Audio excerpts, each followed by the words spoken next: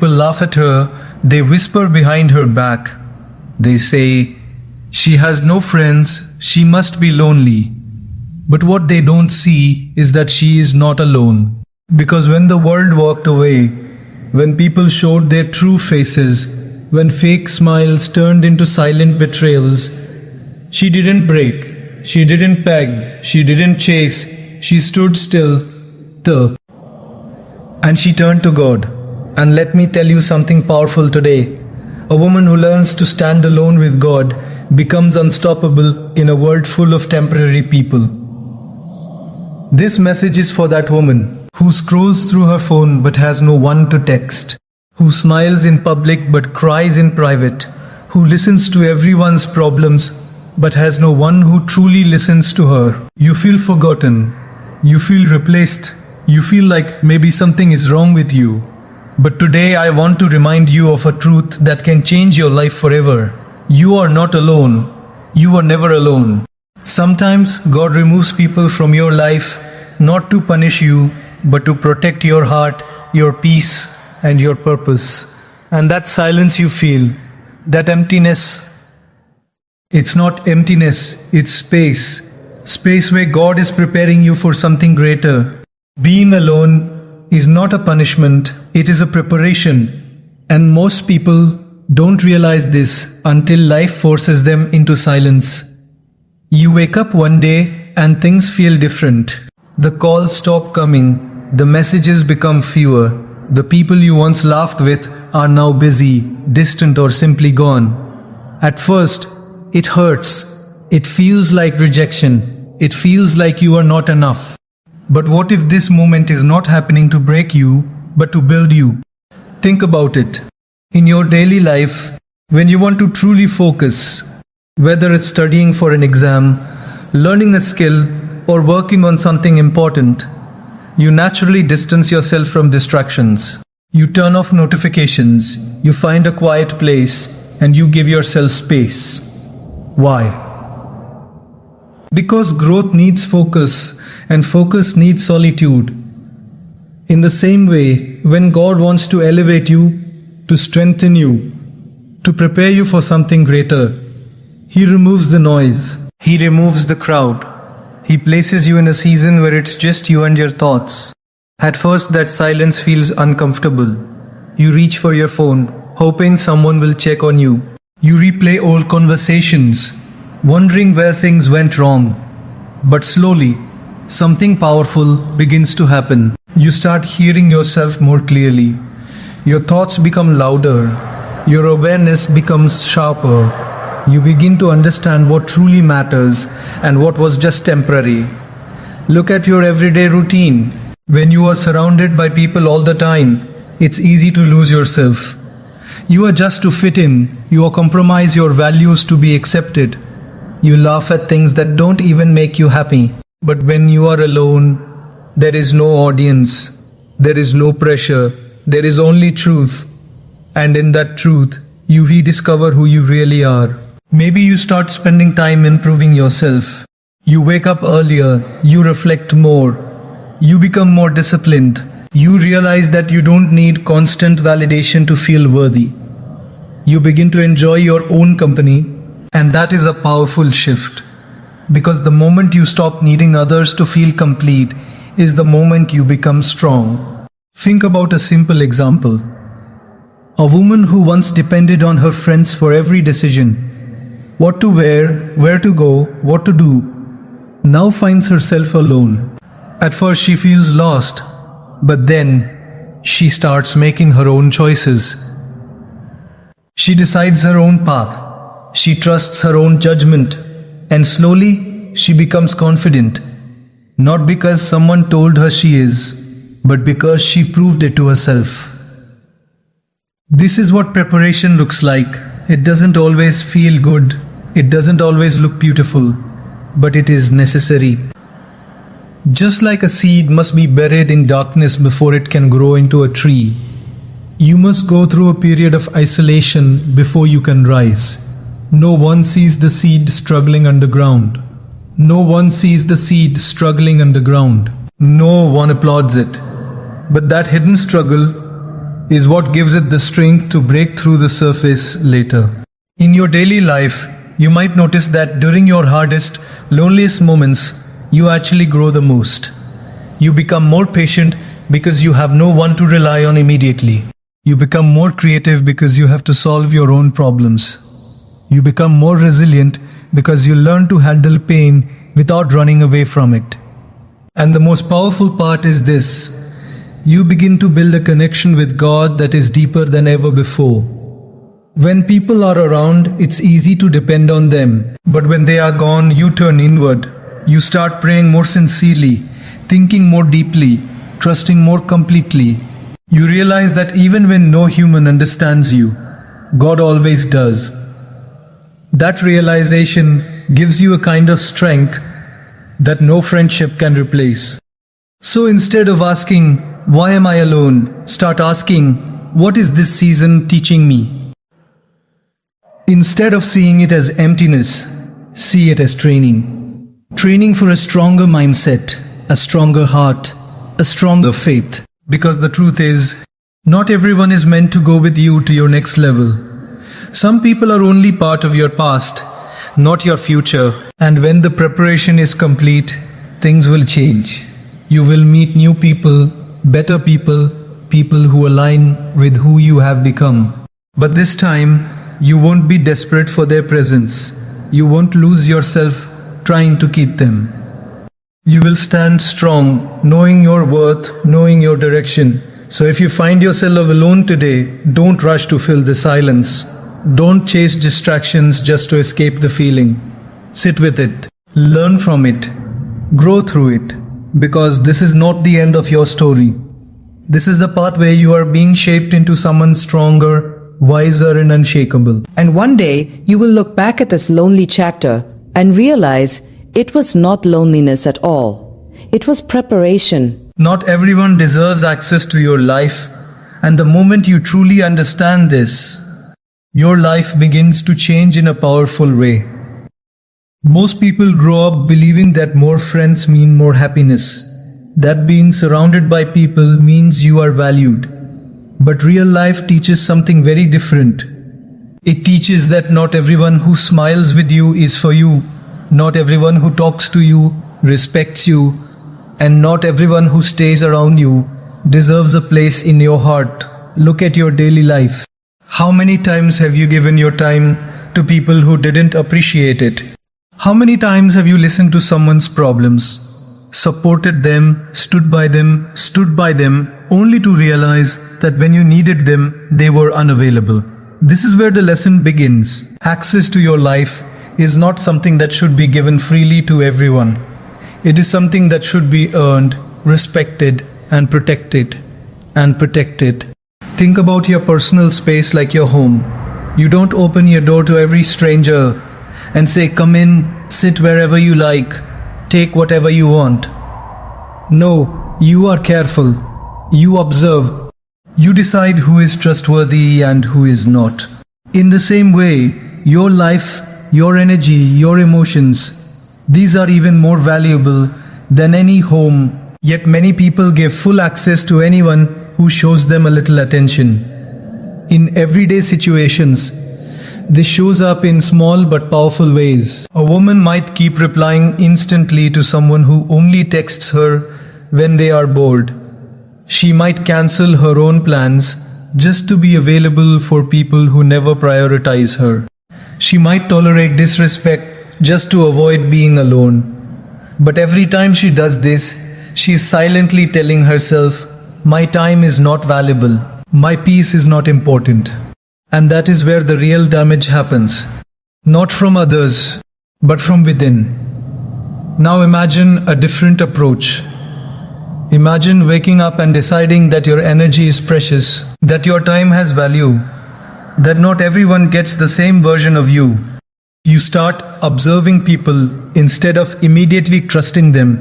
You notice who supports you genuinely and who only shows up when they need something. You begin to set boundaries, not out of ego, but out of self-respect. For example, in daily life, someone might call you only when they have problems. Before, You would drop everything and listen for hours. Now, you still show kindness, but you also protect your time. You don't let their urgency become your burden. You help, but you don't lose yourself. That is strength. That is growth. Or think about those people who constantly bring negativity into your life, complaining, gossiping, draining your energy. Before you might have stayed silent, afraid of losing the connection, but now you start creating distance. You choose peace over unnecessary drama. You see growth over comfort. And slowly, your environment begins to change. This doesn't mean you become cold or heartless. It means you become wise. You understand that kindness does not mean allowing disrespect. You understand that being a good person does not mean being available to everyone at all times. You realize that the right people will respect your boundaries, not challenge them. There is also a powerful shift that happens inside you. When you stop giving everyone access, you start valuing yourself more. You stop chasing people's approval. You stop trying to prove your worth. Instead, you start investing in yourself, your goals, your peace, your connection with God. And that inner focus builds a kind of confidence that no external validation can give. In daily life, this confidence shows in your decisions. You no longer say yes when you mean no. You no longer tolerate behavior that disturbs your peace. You no longer feel guilty for choosing yourself.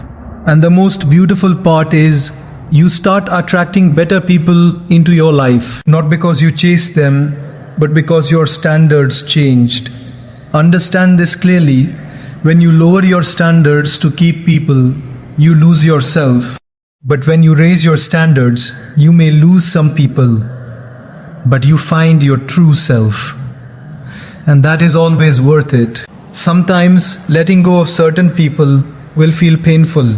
You will remember the memories, the conversations, the moments you shared. But remind yourself, history is not a reason to hold on to what is hurting you. Growth requires courage. Growth requires courage. It requires you to walk away from what feels familiar but is no longer right. And when you do this, something powerful happens. You create space. Space for better connections, for healthier relationships, for people who truly value you. But most importantly, you create space for peace. And peace is something no crowd can give you if the wrong people are around you. So in your everyday life, start small. Pay attention to how people make you feel. Notice who respects your time and who wastes it. Observe who celebrates your growth and who feels threatened by it. And then make a choice, not based on fear of being alone, but based on respect for yourself. Because at the end of the day, it's not about how many people you have in your life.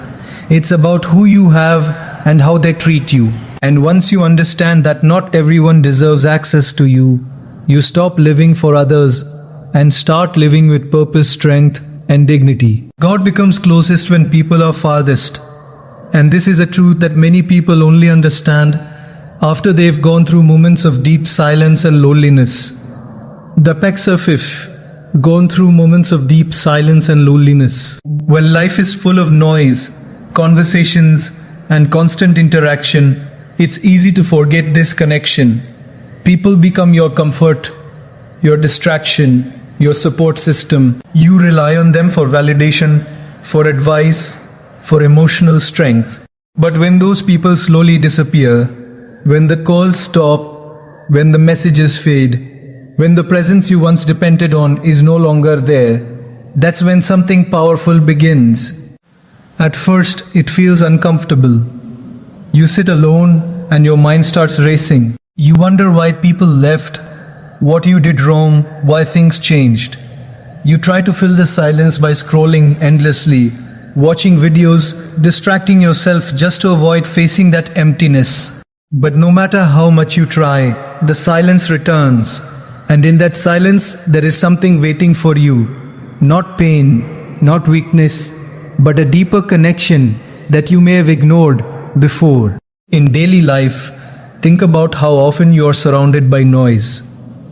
From the moment you wake up, there is something playing: notifications, conversations, responsibilities, people talking, opinions everywhere. In that constant noise, it becomes difficult to hear your own thoughts, let alone feel the presence of God. But when people step back from your life, when your circle becomes smaller, when your environment becomes quieter, something shifts. That noise disappears, and suddenly you are left with clarity. This is where the real transformation begins. You start to notice things you never paid attention to before. You begin to reflect more. You think about your purpose, your direction, your choices, and slowly you start turning towards God, not out of habit, but out of sincerity. Your prayers become deeper, not because you memorized words, but because your heart finally has something real to say. For example, in everyday life, a woman who once shared everything with her friends now finds herself keeping things to herself. At first, it feels heavy. But then, instead of bottling it up or forcing conversations with people who don't understand her, she begins to speak to God. She sits quietly, maybe at night when everything is still, and she opens her heart. No judgment, no interruption, no misunderstanding, just honesty. And in that moment, she feels something she didn't feel before: peace. This peace doesn't come from people agreeing with her or comforting her. It comes from knowing that she is being heard by the one who truly understands her. And that feeling is different.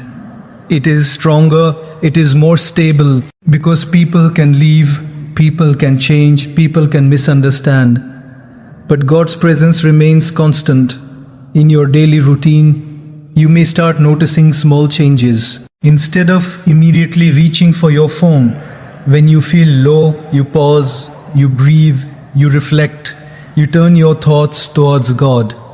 When something goes wrong, instead of complaining to everyone around you, you first seek guidance internally. This doesn't mean you stop connecting with people. It means your first source of strength becomes something deeper, something unshakable.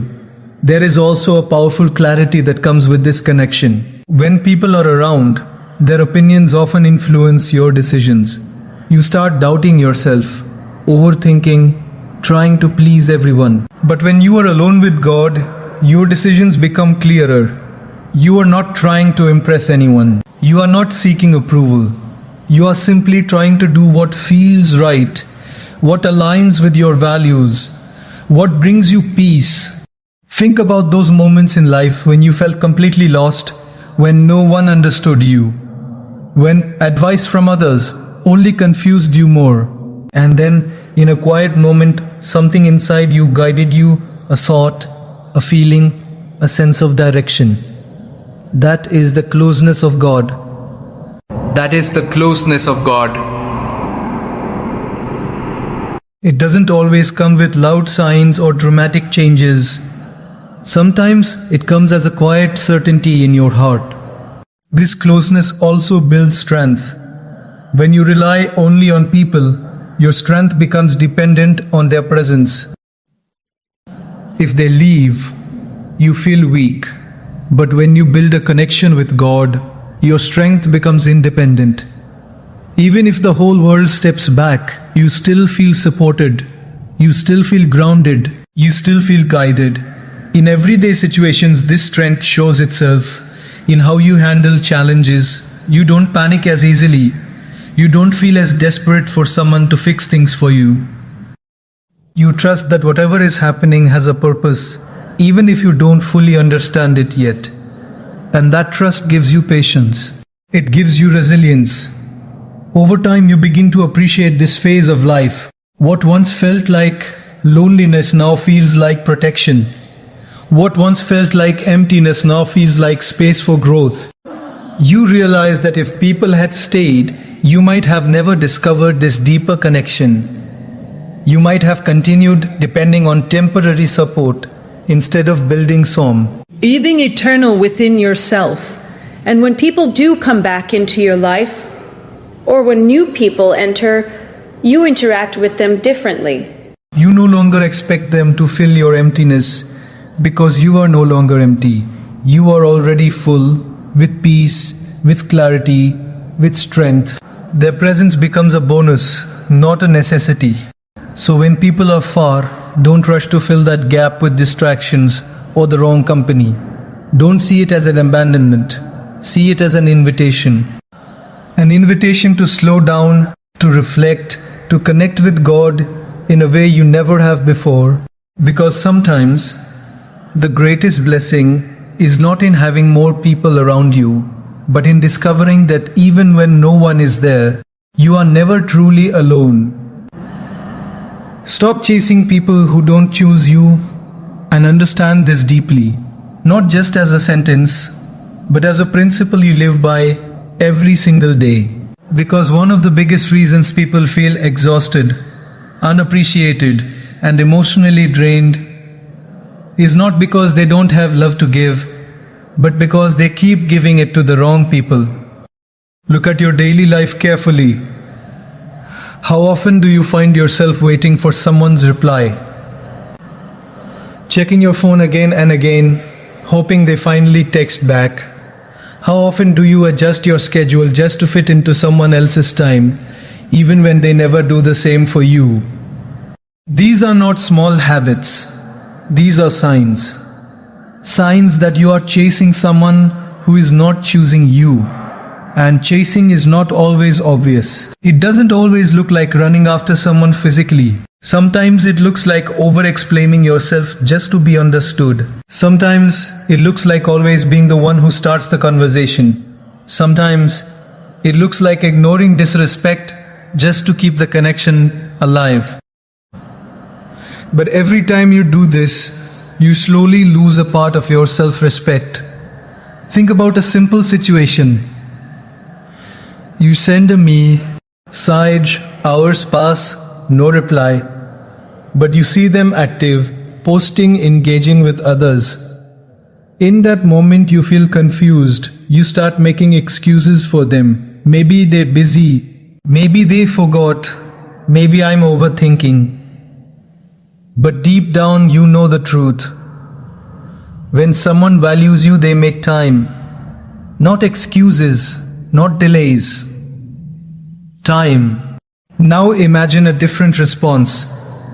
Instead of sending another message, instead of trying harder, instead of lowering your standards, you pause, you step back. You remind yourself that your worth is not dependent on someone else's attention. That moment of pause is powerful because it breaks the pattern. Because it breaks the pattern. It stops the cycle of chasing. In everyday life, this applies in so many ways. A woman might always be the one calling her friends, checking on them, making plans, while they rarely do the same. She might keep showing up for people who never show up for her. And she tells herself, I'm just being a good person. But there is a difference between kindness and self-neglect. Being a good person does not mean forgetting yourself. When you stop chasing, something uncomfortable happens first. You feel the distance. You notice who stops reaching out. You see clearly who was only responding, not initiating. And that truth can hurt. But that pain is necessary because it shows you reality, not illusion. And once you see clearly, you gain power. Because now you can make a choice. You can either continue the old pattern or you can choose yourself. Choosing yourself means setting a new standard in your daily behavior. It means you don't beg for attention anymore. It means you don't explain your value to someone who refuses to see it. It means you don't try to convince people to stay. You let their actions speak and you respond with dignity. For example, if someone repeatedly cancels plans with you, instead of adjusting again and again, you stop offering your time so easily. You respect your own schedule. If someone only talks to you when they need something, you stop being constantly available. You help when it feels right, but you don't make yourself a convenience. This shift changes everything. Not just your relationships, but how you see yourself. Because the moment you stop chasing, you start attracting, not by force, not by effort, but by energy. When you respect yourself, you naturally create boundaries, and those boundaries filter out the wrong people. There is also a deep sense of peace that comes with this. Chasing creates anxiety. You are always thinking, always waiting, always hoping. But when you let go, your mind becomes calm. You are no longer controlled by someone else's behavior.